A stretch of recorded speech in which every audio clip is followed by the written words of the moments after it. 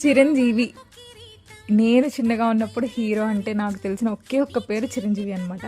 ఆయనంటే నాకు పిచ్చలాగా ఇష్టం ఉండేది అండ్ ఫుల్ అభిమానం ఉండేది. ఎంత ఇష్టం అంటే నేను అసలు నా ఫ్రెండ్స్‌తో చెప్పేదాన్ని, that he is my boy friend. నన్ను చిరంజీవికి గర్ల్ ఫ్రెండ్‌లా అని ట్రీట్ చేయాలి. అలానే పిలవాలి. పిలవకపోతే గోల చేసేసేదాన్ని. ఫుల్లుగా కోప్పడేదాన్ని. అంత అభిమానం ఉండేదనమాట. నేను 8థ్ క్లాస్‌లో ఉన్నప్పుడు అనుకుంటా ఒకసారి రోడ్ మీద నేను వెళ్తున్నాను సైకిల్ మీద నా ఫ్రెండ్స్‌తో.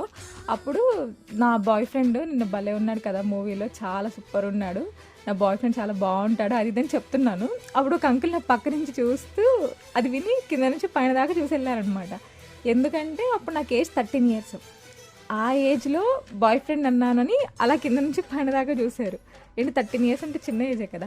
ఆ ఏజ్‌కే నేను అంతలా అడ్మైర్ చేసేదాన్ని. అంత ఇష్టం ఉండేది నాకు.